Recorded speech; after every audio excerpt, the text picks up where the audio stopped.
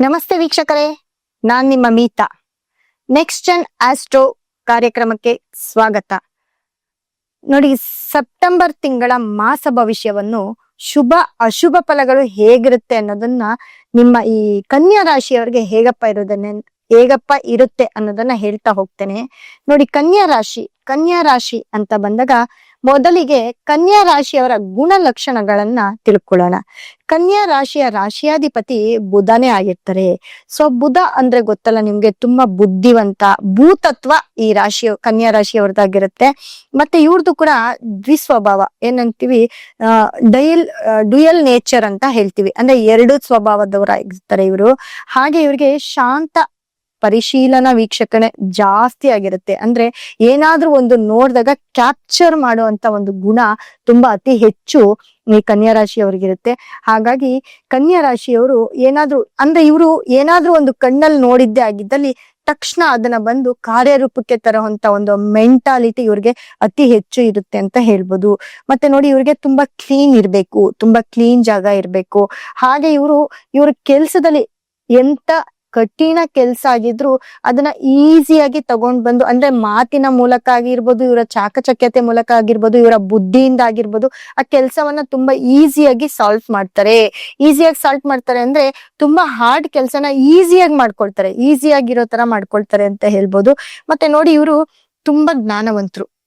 ಏನಾದ್ರೂ ಒಂದು ಓದಿ ಅಧ್ಯಯನ ಮಾಡಿದ್ದೆ ಅದ್ರಲ್ಲಿ ಎಲ್ಲಾ ಒಂದು ಸೆಕ್ಟರ್ ಅಲ್ಲಿ ತುಂಬಾ ಅತಿ ಹೆಚ್ಚು ಅಂಕವನ್ನ ಗಳಿಸಿ ಎಲ್ಲಾ ಸೆಕ್ಟರ್ ಅಲ್ಲೂ ತುಂಬಾ ಬುದ್ಧಿವಂತರಾಗಿರೋರೆ ಈ ಕನ್ಯಾ ರಾಶಿಯವರಾಗಿರ್ತಾರೆ. ನೋಡಿ, ಇವರು ಪ್ರಾಮಾಣಿಕರಾಗಿ ಕೂಡ ಆಗಿರ್ತಾರೆ. ಇವ್ರು ನಂಬಲ್ಲ, ಇನ್ನ ಬೇರೆಯವ್ರನ್ನಂತೂ ಇವ್ರು ನಂಬೋದೇ ಇಲ್ಲ ಅಂತ ಹೇಳ್ಬೋದು.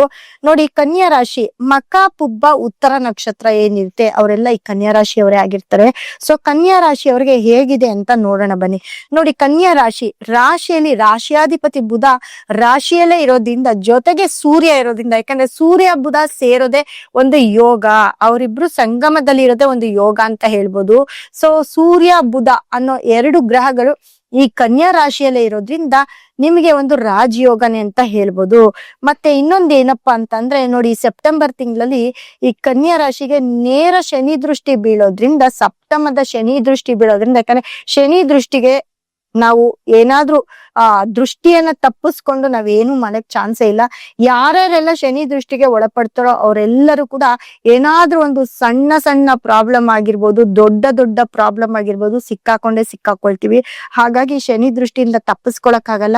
ಈ 7ನೇ ದೃಷ್ಟಿ ಶನಿ ದೃಷ್ಟಿ ಇರೋದ್ರಿಂದ ಕೆಲವರಿಗೆ ಕನ್ಯಾ ರಾಶಿಯವರ ಮನೆಯಲ್ಲಿ ಡೈವೋರ್ಸ್ ಆಗುವಂತ ಒಂದು ಚಾನ್ಸಸ್ ಇರುತ್ತೆ. ಆಲ್ರೆಡಿ ಇವಾಗ ಎಲ್ಲಾರು ಗಂಡ ಹೆಂಡತಿ ಕಿತ್ತಾಡ್ತಾ ಇರ್ತೀರಾ, ಅದು ಎಲ್ಲೋ ನಿಮ್ಗೆ ಈ ಸೆಪ್ಟೆಂಬರ್ ತಿಂಗಳಲ್ಲಿ ಅದು ಅತಿರೇಕಕ್ಕೆ ಹೋಗ್ಬೋದು, ಡೈವರ್ಸ್ಗೆ ಹೋಗ್ಬೋದು, ಅಥವಾ ನಿಮ್ಮ ಕುಟುಂಬದಲ್ಲಿ ನಿಮಗೆ ಏನಾದ್ರೂ ಕಲಹ ಆಗ್ಬೋದು, ನಿಮ್ಮ ದೇಹಕ್ಕೆ ಆಲಸ್ಯ ಆಗ್ಬೋದು.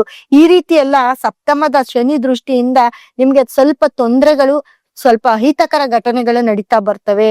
ಮತ್ತೆ ನೋಡಿ, ನಿಮ್ಗೆ ನೀವೇನೂ ಇಲ್ಲ ಅಂದ್ರೆ ಎಲ್ಕಾದ್ರೂ ಸಿಕ್ಕಾಕೊಂಡು ಮಾಡದೇ ಇರೋ ತಪ್ಪನ್ನ ನಿಮ್ ತಲೆ ಮೇಲೆ ತಗೊಳ್ಳೋ ಅಂತ ಒಂದು ಇದಿರುತ್ತೆ. ಯಾಕಂದ್ರೆ ಬುಧ ಎಷ್ಟು ಒಳ್ಳೆಯವನೋ, ಎಲ್ಲೋ ಒಂದ್ ಕಡೆ ಮಾತಿನಲ್ಲಿ ಸಿಕ್ಕಾಕೊಬಿಡ್ತಾನೆ. ಅದನ್ನ ಸ್ವಲ್ಪ ತುಂಬಾ ಗಮನದಲ್ಲಿರ್ಬೇಕು. ಯಾಕಂದ್ರೆ ಸೂರ್ಯ ಬುಧ ಇಬ್ರು ಒಟ್ಟಿಗೆ ಇರೋದ್ರಿಂದ ಗೌರ್ಮೆಂಟ್ ಜಾಬ್ ಅಲ್ಲಿ ಯಾರ್ಯಾರು ಇದ್ದೀರಾ ಅವರೆಲ್ಲರೂ ಕೂಡ ತುಂಬಾ ಹುಷಾರಾಗಿ ಹ್ಯಾಂಡಲ್ ಮಾಡಿ ಅಂತ ಹೇಳ್ತೀನಿ.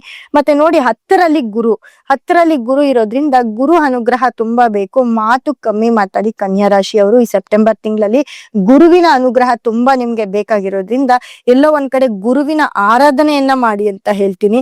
ಜೊತೆಗೆ ನೋಡಿ, ಮೂರನೇ ಮನೆಯವನು 2ನೇ ಮನೆಯಲ್ಲಿ ಕುಜ ಇರೋದ್ರಿಂದ ಅವನು 3ನೇವನಾಗಿ 2ನೇ ಮನೆಯಲ್ಲಿ ಇರ್ತಾನೆ. ಸೊ ನಿಮ್ಮ ಮಿತ್ರರು, ನಿಮ್ಮ ಬಂಧು ಬಳಗದವರು ಯಾರು ನಿಮ್ಗೆ ಆಗೋದಿಲ್ಲ. ಕನ್ಯಾ ರಾಶಿಯವ್ರಿಗೆ ಎಲ್ರು ಕೂಡ ಈ ಸತಿ ಕನ್ಯಾ ರಾಶಿಯವರು ತುಂಬಾ ಫ್ರೆಂಡ್ಸ್ ಜೊತೆ ಸ್ವಲ್ಪ ದೂರ ಇರ್ಬೇಕಾಗತ್ತೆ. ಎಲ್ಲೋ ಒಂದು ಸಣ್ಣ ಮಾತಾಡಿ ನೀವು ಫ್ರೆಂಡ್ಸ್ ಜೊತೆ ಸಿಕ್ಕಾಕೊಳ್ಳೋದಾಗಿರ್ಬೋದು, ಅಥವಾ ಫ್ರೆಂಡ್ಸ್ ಜೊತೆ ಏನೋ ಒಂದು ತುಂಬಾ ಅತಿ ಫ್ರೆಂಡ್ಸ್ ಇರೋರು ಯಾವ್ದೋ ಒಂದು ಸಣ್ಣ ಮಿಸ್ಟೇಕ್ ಇಂದ ಮಾತು ಬಿಡ್ಬೋದಾಗಿರ್ಬೋದು, ದೂರ ಆಗೋದಾಗಿರ್ಬೋದು, ಇವೆಲ್ಲವೂ ಕೂಡ ಕನ್ಯಾ ರಾಶಿಯವ್ರಿಗೆ ನಡೆಯುತ್ತೆ. ಅದನ್ನೊಂಚೂರು ನೋಡ್ಕೊಳ್ಬೇಕು. ಗಂಡ ಹೆಂಡತಿ ಸಮಸ್ಯೆ ಅಂತೂ ಹೇಳಕ್ಕೆ ತೀರ್ದು. ಯಾಕಂದ್ರೆ ಸಪ್ತಮದಲ್ಲಿ ಶನಿ ಇರೋದ್ರಿಂದ ಗಂಡ ಹೆಂಡತಿ ಸಮಸ್ಯೆ ಅತಿ ಹೆಚ್ಚು ಆಗ್ತಾ ಹೋಗುತ್ತೆ. ನೋಡಿ, 6ನೇ ಮನೆಯಲ್ಲಿ ರಾಹು ಇರೋದ್ರಿಂದ ಎಲ್ಲಿ ಹೋದ್ರು ನಿಮ್ಗೆ ಫಸ್ಟ್ ಪಾಯಿಂಟ್ ಜಗಳದಿಂದ ಎಂಡ್ ಆಗುತ್ತೆ. ಮಾತಾಡ್ತಾ ಇದ್ರು, ಕೊನೆಗೆ ಅಲ್ಲಿ ಜಗಳ, ಕೋಪ ಇದೆಲ್ಲವೂ ಕೂಡ ಅಲ್ಲಿ ಜಗಳದಲ್ಲಿ ಎಂಡ್ ಆಗುತ್ತೆ ನಿಮ್ಮ ಮಾತು. ಹಾಗಾಗಿ ಮಾತನ್ನ ಕಂಟ್ರೋಲ್ ಮಾಡಿ. ನೀವು ಮಾತನ್ನ ಕಂಟ್ರೋಲ್ ಮಾಡಿದ್ರೆ ಅದು ಕೂಡ ನಿಮ್ಗೆ ತುಂಬಾ ಚೆನ್ನಾಗಾಗುತ್ತೆ. ಎಲ್ಲೋ ಒಂದ್ ಕಡೆ ಕನ್ಯಾ ರಾಶಿಯವರು ಕೆಲ್ಸಕ್ಕೋಸ್ಕರ ಹೊರ ದೇಶಕ್ಕೆ ಹೋಗುವಂತ ಒಂದು ಚಾನ್ಸ್ ಕೂಡ ಸಿಕ್ಕಬಹುದು. ನಿಮ್ಗೆ ಬೇರೆ ದೇಶದಲ್ಲಿ ಕೆಲಸ ಸಿಕ್ಕುವಂತ ಚಾನ್ಸ್ ಕೂಡ ಬರುತ್ತೆ. ಆ ಆಪರ್ಚುನಿಟಿಯನ್ನ ಕಳ್ಕೊಳ್ಬೇಡಿ ಅಂತ ಹೇಳ್ತೀನಿ. ಅದು ನಿಮ್ಗೆ ತುಂಬಾ ಒಳ್ಳೇದನ್ನೇ ಮಾಡುತ್ತೆ. ಮತ್ತೆ ನೋಡಿ 10ನೇ ಮನೆಯಲ್ಲಿ ಮತ್ತೆ ಶುಕ್ರ ಮತ್ತೆ ಕೇತು 12ರಲ್ಲಿ ಇರೋದ್ರಿಂದ ಎಲ್ಲೋ ಒಂದ್ ಕಡೆ ನೀವು ದುಡ್ಡನ್ನ ಕಳ್ಕೊಳ್ಳುವಂತ ಒಂದು ಚಾನ್ಸ್ ಅತಿ ಹೆಚ್ಚಾಗಿರುತ್ತೆ. ಸೊ ಅದನ್ನ ಸ್ವಲ್ಪ ನೋಡ್ಕೊಳ್ಬೇಕಾಗತ್ತೆ. ಯಾಕಂದ್ರೆ ಸೂರ್ಯ ಬುಧ ಇಬ್ರು ಚೆನ್ನಾಗಿದ್ದು ಇಬ್ರು ರಾಶಿಯಲ್ಲೇ ಇದ್ದು ಶುಕ್ರ ಕೇತು ಇರೋದ್ರಿಂದ ಎಲ್ಲೋ ಒಂದ್ ಕಡೆ ದುಡ್ಡಾಗ್ಲಿ ಅಥವಾ ನಿಮ್ಮ ಮನೆಯ ಏನಾದ್ರೂ ಗೋಲ್ಡ್ ಆಗ್ಲಿ ಅಥವಾ ಏನೇ ಒಂದು ಎಲ್ಲಿಂದ ಆದ್ರೂ ನೀವು ಅದನ್ನ ಮಿಸ್ ಮಾಡ್ಕೊಳ್ತೀರಾ ಅಂತ ಹೇಳ್ಬೋದು. ಅದ್ರ ಬಗ್ಗೆ ಸ್ವಲ್ಪ ಜಾಗರೂಕತೆಯಿಂದ ಇರಿ ಅಂತ ಹೇಳ್ತಾ ಮುಂದಿನ ವಿಡಿಯೋದಲ್ಲಿ ಮತ್ತಷ್ಟು ವಿಷಯಗಳನ್ನ ಹೇಳ್ತಾ ಹೋಗ್ತೇನೆ. ಧನ್ಯವಾದ ವೀಕ್ಷಕರೇ.